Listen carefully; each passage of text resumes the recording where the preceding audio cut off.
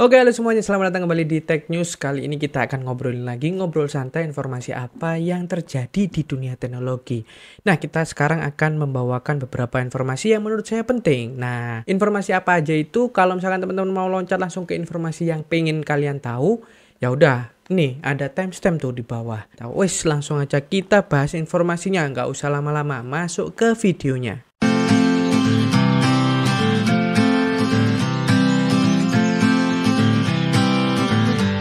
Oke, yang pertama di sini adalah mengenai Samsung. Samsung kan tahun kemarin kalau nggak salah, tahun kemarin sama tahun ini dia itu kalah saing untuk dunia chipset atau SoC mereka, khususnya Exynos-nya yang kalah dengan Snapdragon maupun MediaTek itu kalah jauh. Nah, akhirnya ada kabar gembira untuk mungkin yang pecinta Samsung, mereka itu akan membuat sebuah SoC atau chipset lagi yang bernama Exynos 2400. Kabar gembiranya di sini, Exynos 2400 itu kalau menurut daripada GSM Arena, dia menggunakan 10 core, teman-teman. Nah, ini bisa teman-teman lihat di sini. Untuk Exynos 2400 itu akan menggunakan 10 core. Jadi bukan 8 core lagi seperti Snapdragon 8 Gen 2 atau MediaTek Dimensity 9200 Plus, tapi dia langsung 10 core. Nggak nanggung-nanggung nih Samsung. Nah, gini dong, ini kayaknya akan performanya kalau misalkan jumlah core-nya lebih banyak pasti akan lebih kenceng dong. Secara logika gitu, tapi nanti kita tunggu aja performa realnya seperti apa.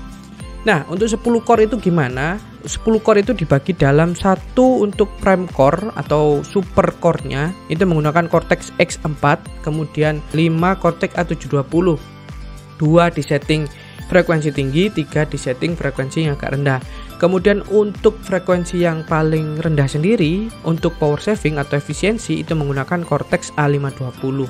Nah, ini menurut saya konfigurasi seperti ini baru nih. Soalnya kemarin kita udah bahas MediaTek Dimensity 9200 Plus yang teman-teman bisa lihat informasinya di pojok ini. Kalau misalkan belum lihat, itu tetap menggunakan 8 core.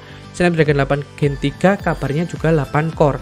Dan ini langsung 10 core. Nah, apakah dengan konfigurasi 10 core ini nanti Samsung Exynos 2400 ini akan menjadi top tier untuk SoC smartphone Android? Ya, kita lihat aja gitu. Dan menariknya, ini paling menarik lagi, dari Exynos 2200 yang ada di Samsung Galaxy S22 yang dianggap gagal, itu dia kan udah kerjasama sama AMD menggunakan RDNA 2 untuk GPU-nya. Nah, di Exynos 2400 ini juga akan sama menggunakan RDNA 2 untuk GPU-nya. Loh, pasti banyak yang bilang, wah pasti gagal lagi nih, performanya nggak akan keren nih. Nah, tunggu dulu. Kalau di Exynos 2200 itu kalian kalau misalkan ngikutin informasi ini, dia menggunakan 3 compute unit aja untuk RDNA 2 yang dipakai di Exynos 2200. Sedangkan di Exynos 2400 itu 4 kali lipat, teman-teman. Langsung dinaikkan 4 kali lipat, yaitu sejumlah 12 compute unit. Mereka menyebutnya bukan compute unit ya. Ini kita lihat di Kishina, mereka sebut dengan nama WGP atau WGP.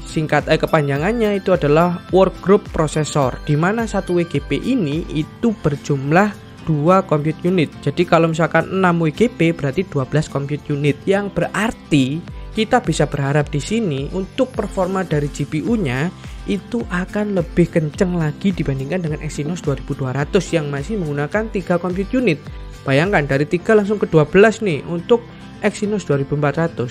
Nah, prediksinya yang akan menggunakan Samsung Exynos 2400 itu adalah Samsung Galaxy S series berikutnya, S24 berarti ya. S23 kan full dia menggunakan Snapdragon. Kemungkinan ini chipset 2400 itu akan digunakan di Samsung Galaxy S24 series. Ya, Exynos 2400, Samsung Galaxy S24. Wah, angka yang sangat ciamik. Apakah dengan ini Samsung bisa merajai lagi pasar Android? Selanjutnya kita masuk ke informasi yang kedua, yaitu kita tetap akan bahas prosesor di sini, yaitu prosesor dari AMD. Tadi kan udah ada Samsung kerjasama sama AMD, sekarang kita bahas prosesor dari AMD-nya sendiri. Nah, sebutannya bukan prosesor sih, mereka menyebutnya EPU, yaitu gabungan antara prosesor, CPU dengan GPU yang dinamai APU. Ya, EPU. Jadi EPU terbaru mereka yaitu AMD Ryzen 7 Pro 7840HS atau codename-nya Phoenix.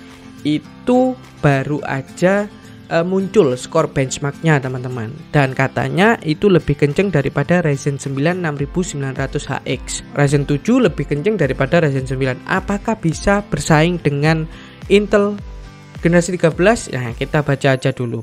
Jadi informasinya, si prosesor AMD Ryzen 7 Pro 7840HS ini, codename Phoenix ini, itu ada di laptop terbarunya HP yang mungkin ini belum dirilis, yaitu HP ZBook Firefly 14 laptop. Jadi teman-teman bisa lihat di sini untuk skor benchmark di Geekbench 6 ini kalau nggak salah ya. Oh, Geekbench 5.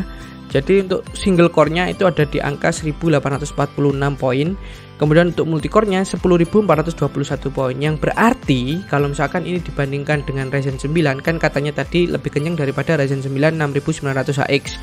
Kalau misalkan ini dibandingkan dengan Ryzen 9, itu dia lebih kenceng teman-teman.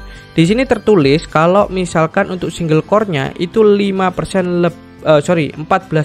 lebih kenceng untuk single core-nya ya, dan 5% lebih kenceng untuk multicore-nya dibandingkan dengan Ryzen 9 6900HX. Jadi ini udah luar biasa peningkatannya dari 6000 series ke 7000 series, khususnya untuk yang seri Ryzen 7 Pro 7840HS ini udah bisa mengungguli Ryzen 9 generasi sebelumnya. Nah, sekarang kita bahas saingannya, yaitu Intel generasi 13 yang sama-sama dites di Geekbench 5.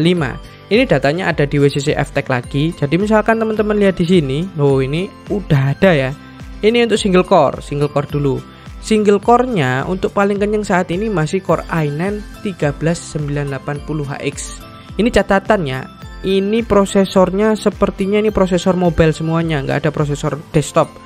Jadi ini prosesor mobile yang udah dites sama WCC FTech ya. Kita bahasnya Ryzen 7 Pro 780HS. Jadi dia masih ada di bawahnya Ryzen 5 7640 ya teman-teman ya untuk single core-nya. Jadi untuk single core-nya nggak terlalu kenceng nih kalau dibandingkan dengan Ryzen 5 yang 7640U, dia masih lebih kenceng Ryzen 5 7640U malah gitu. Sedangkan untuk multicore-nya di sini itu ada di angka 10.400-an, dimana ini ada letaknya persis di bawahnya Core i7 13700H. Jadi masih kenceng Intel Core i7 13700H. Nah, ini masih menjadi PR AMD untuk 7000 seriesnya ini. Selain penamaannya yang udah kita bahas rumit banget, ada Rembrandt, ada Phoenix lah, ada Dragon Range lah, ada Mendokino dan lain sebagainya.